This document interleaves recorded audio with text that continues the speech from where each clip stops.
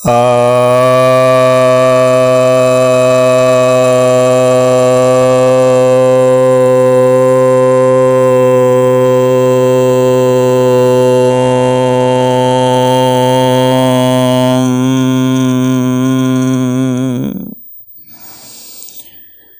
सभी भक्तजनों को सप्रेम नमन। भक्तों, आज आपके समक्ष महर्षि पतंजलि के योग सूत्र के द्वितीय अध्याय, जिसे साधन पाद भी कहते हैं, के 30वें सूत्र की व्याख्या करने जा रहा हूँ। यह 30वां सूत्र कहता है, अहिंसा सत्य अस्तेय ब्रह्मचर्य अपरिग्रह यमः। अर्थात अहिंसा सत्य अस्तेय ब्रह्मचर्य और अपरिग्रह यम है।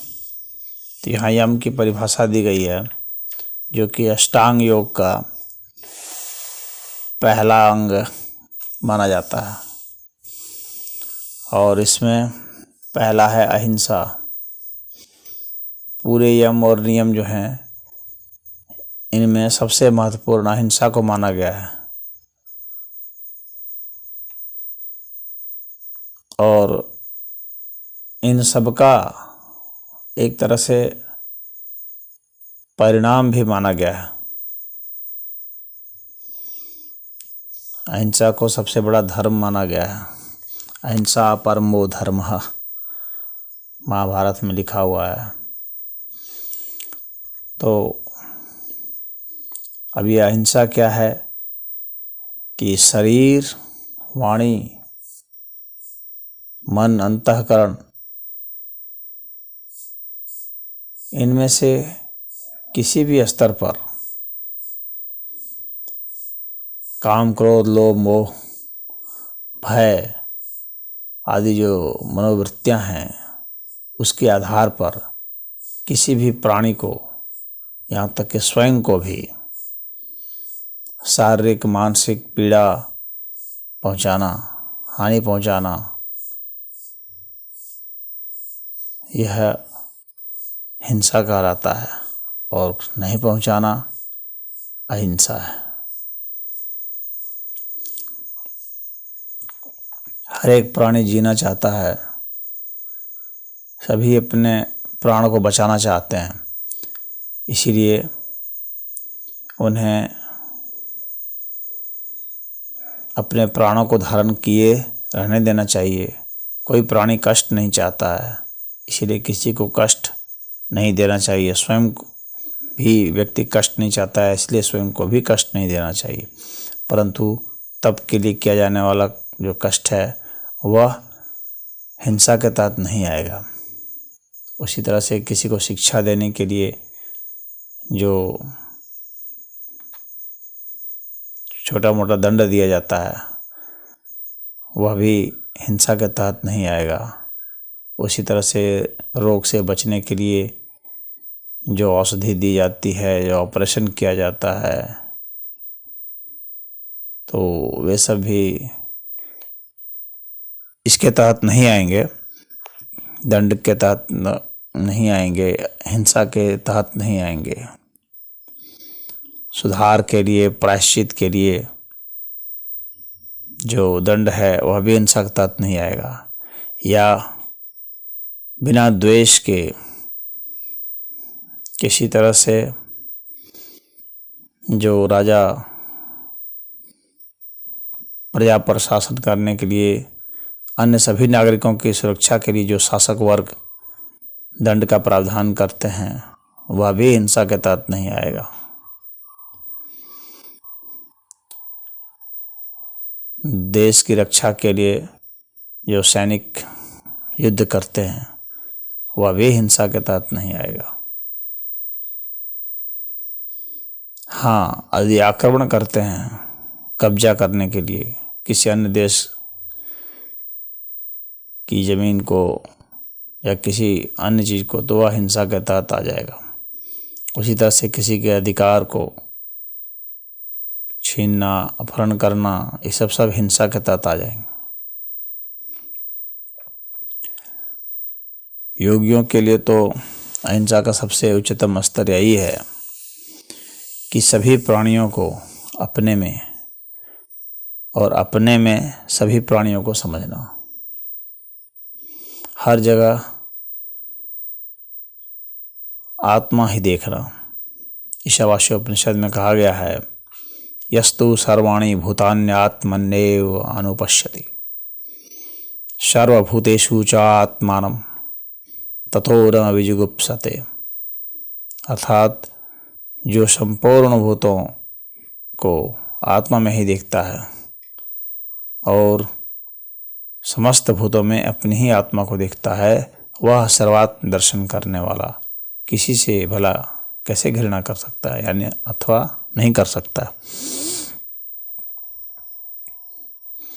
तो यह अहिंसा है। उसी तरह से सत्य की बात की जाए तो किसी भी वस्तु या घटना का यथार्थ बोध सत्य कहलाता है, और उसको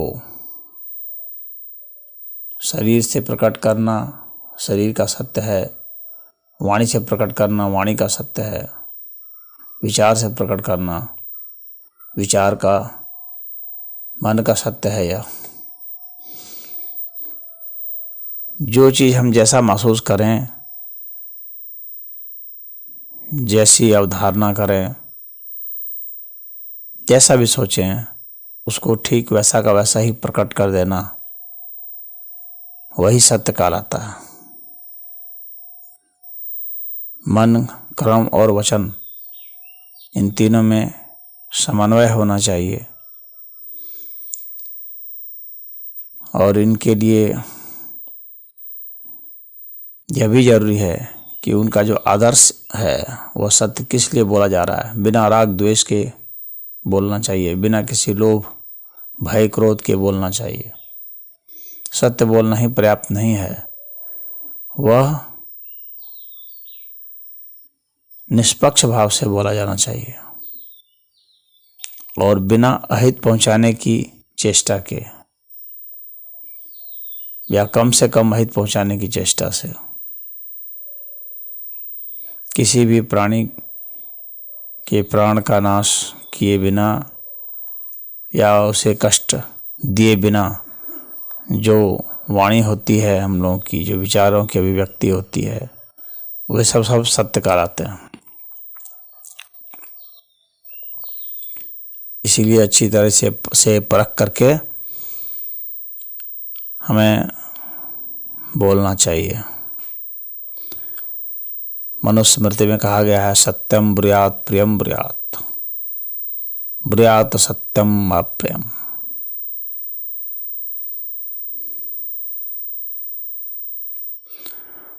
अर्थात सत्य बोलो, प्रिय बोलो, वह सत्य नहीं बोलो, यानी सत्य को अप्रिय करके नहीं बोलो। अर्थात सत्य को मीठा करके ही बोलना चाहिए।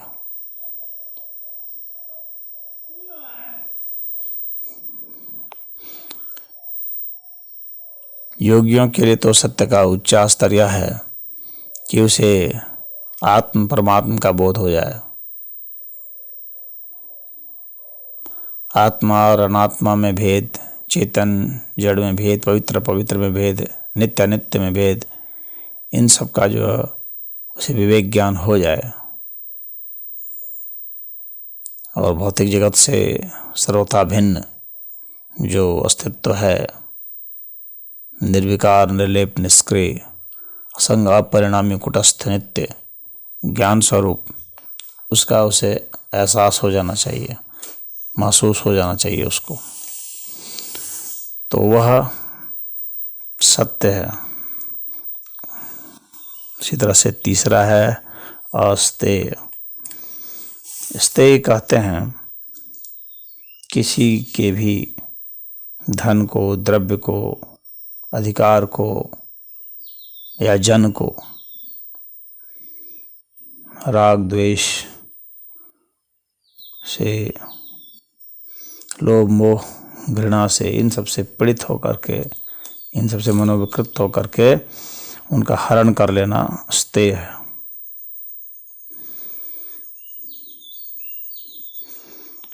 जैसे यदि कोई शासक नागरिक के अधिकार को दबाता है तो वह भी स्तेय माना जाता है।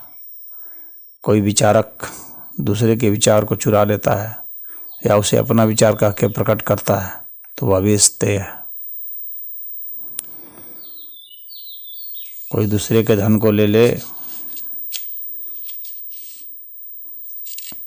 बिना उसकी इजाज़त के तो वह भी स्तेय है। कोई दूसरे के अधिकार को छीन ले, सामाजिक अधिकार हो चाहे धार्मिक अधिकार हो, राजनीतिक अधिकार हो, किसी प्रकार का अधिकार हो, उसे अपने सुख भोग के लिए ले ले तो वह भी स्तेय है।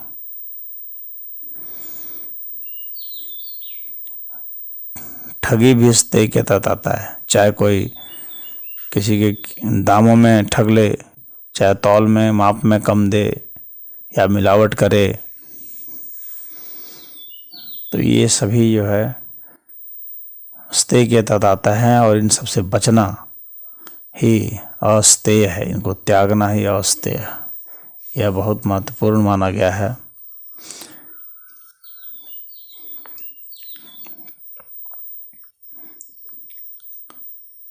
और इसके बाद ब्रह्मचर्य है। ब्रह्म की तरह आचरण करना ही ब्रह्मचर्य है। अपने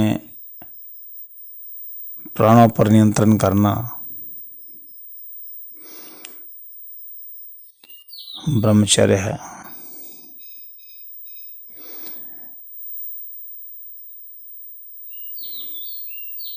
हर स्तर पर हमारा वीर्य होता है, यानी तेज, तो शरीर का जो वीर्य है उसका नाश नहीं करना। संयम बरतना सभी इंद्रियों पर, वह ब्रह्मचर्य है। आँख का संयम बरतना, जो चीज़ कल्याणकारी है सबके लिए उसी को देखना, जो अहितकर है उसे नहीं देखना, ये आँख का ब्रह्मचर्य है। कान से उन्हीं चीज़ों को सुनना जो हितकर है, जो हमें अपने और दूसरों के कल्याण में लगा दे, ऐसे वचनों को सुनना। जो हमें आध्यात्मिक बना दे, ऐसे वचनों को सुनना, ये सब कान का ब्रह्मचर्य है। उसी तरह से ऐसी चीज़ों को सूंघना जो हमें आध्यात्मिक पथ पर लगा दे, तो यह नाक का ब्रह्मचर्य है। तो इसी तरह से हर इंद्रिय का, चाहे मुंह हो, चाहे त्वचा हो, चाहे उपस्थ इंद्रिय हो, इन सब के ऊपर हमारे प्राणों का नियंत्रण हो, हमारे इंद्रियों पर नियंत्रण हो, और उसे सिर्फ जो है हम आध्यात्मिक पथ पर ले चलें, उसे हम सामाजिक पथ पर ले चलें, यानी किसी के जीव के कल्याण के लिए लगा दें, तो वह ब्रह्मचर्य कहलाता है। वहाँ की जो शक्ति होती है, उस शक्ति का प्रयोग सिर्फ जो है अच्छे कामों में लगाएं, अपने सुख भोग के लिए नहीं लगाएं, वह ब्रह्मचर्य कहलाता है। ब्रह्मचर्य की महिमा इसीलिए है क्योंकि हम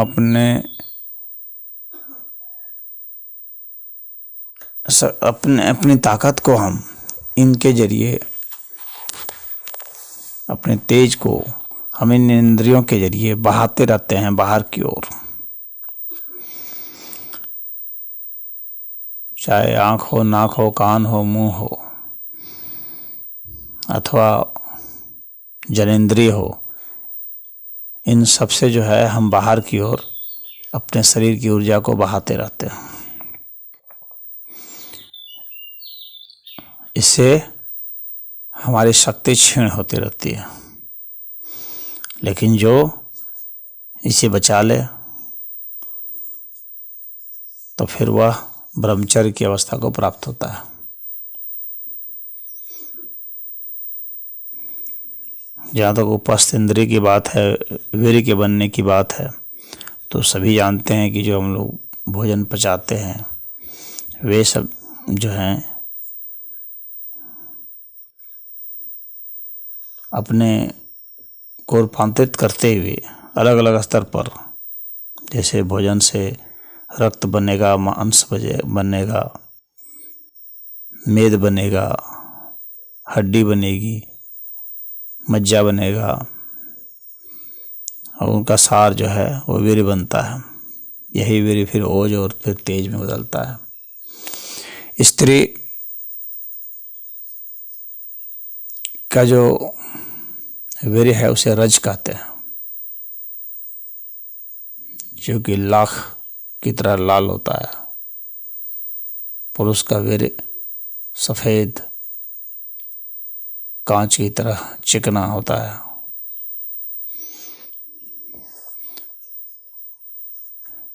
तो यह तो शरीर का वीर्य हुआ। इसी तरह से हर इंद्रियों का वीर्य होता है। तो यदि हम सभी इंद्रियों के वीर्य की रक्षा करें, अनावश्यक क्रोध करके अपनी ऊर्जा को बाहर नहीं बहाएं, अनावश्यक हम लोभ करके अपनी ऊर्जा को नहीं बहाएं, अपने भीतर उसे मोड़ें, तो हमारी शक्ति जागृत होती है, हमारे में ओज बनने लगता है, तेज बनने लगता है, उसकी वृद्धि होती है, उससे हमारी इम्यूनिटी भी बढ़ती है और शरीर सशक्त होता है। सशक्त का मतलब यह नहीं है कि पहलवान होगा, पहलवान होना चाहेगा तो हो सकता है, अगर उसके लिए वह अभ्यास करेगा, व्यायाम करेगा तो। लेकिन यदि वह मानसिक रूप से कोई परिश्रम कर रहा है तो उसमें भी सफल होगा। यानी उस ऊर्जा को हम जिस दिशा में चाहें वैसे मोड़ सकते हैं, उसका प्रयोग कर सकते हैं, और यदि हम चाहें तो उसे अपने अंदर ही समेटते जा सकते हैं, यानी ओज तेज में बदलते जा सकते हैं। तो हमें आत्मदर्शन, परमात्म दर्शन होता है। इसीलिए ब्रह्मचर्य को बहुत महत्व दिया गया है। तो अपनी तरफ से व्यक्ति को प्रयास करना चाहिए, सभी व्यक्ति को, कि हम अनावश्यक अपनी ऊर्जा को नष्ट नहीं करें। बहुत ज़्यादा बोल करके हम अपनी ऊर्जा को बहाते रहते हैं, बहुत ज़्यादा सोच करके बहाते रहते हैं। तो अंतःकरण का ब्रह्मचर्य यही है, हमारे चित्त का ब्रह्मचर्य यही है कि हम विचारों की संख्या को घटाते चले जाएं और शून्य कर दें। यानी एक भी विचार जब प्रकट नहीं हो रहा है चित्त में, तो वह चित्त का ब्रह्मचर्य होगा। तो इस तरीके से हर स्तर पर ब्रह्मचर्य पर ध्यान देना चाहिए। अपने प्राणों पर अधिकार कर लेना, अपने प्राणों को महसूस करना, अपनी इंद्रियों पर अधिकार कर लेना, अपने चित्त पर अधिकार कर लेना, अपने मन पर अधिकार कर लेना, यह ब्रह्मचर्य से ही संभव है।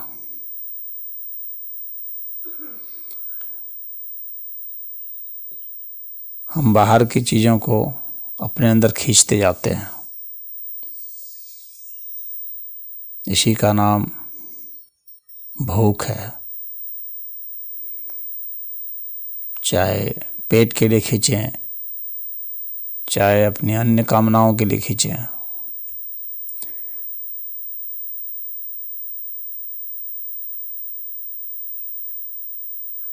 तो यह भूख तो खैर सभी में होता है, सभी प्राणियों में, पशु पक्षी वृक्ष सभी, क्योंकि इसी से वह जीवन चलाता है।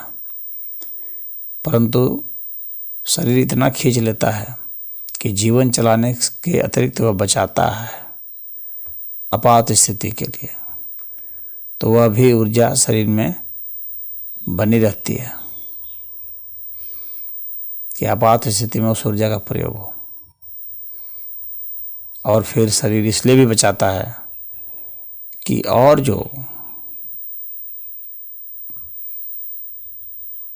एहसास के और जो अनुभूत करने के जो रास्ते हैं और चीज़ें हैं, उसके लिए जो शक्ति चाहिए वह भी शरीर बचा के रखता है।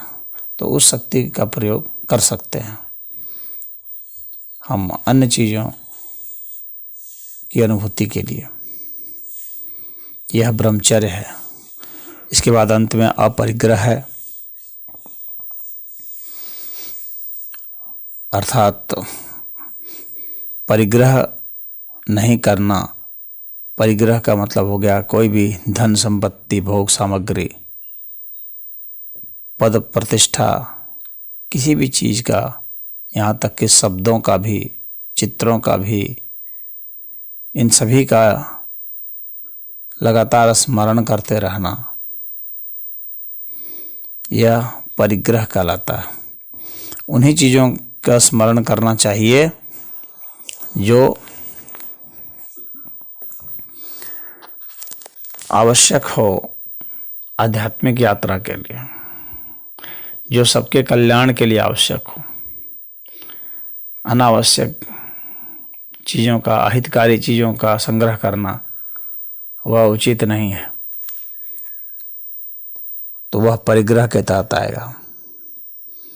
हम धन संपत्ति या भोग सामग्री कुछ भी इकट्ठा करते हैं तो सबके हित के लिए यदि करते हैं, सबके जीवन यापन करने के लिए करते हैं, तो वह परिग्रह के तहत नहीं आएगा, वह परिग्रह ही कहलाएगा। जब हम उसे निहित अपने स्वार्थ के लिए प्रयोग करते हैं तो वह परिग्रह के तहत माना जाएगा। और योगी के लिए तो सबसे बड़ा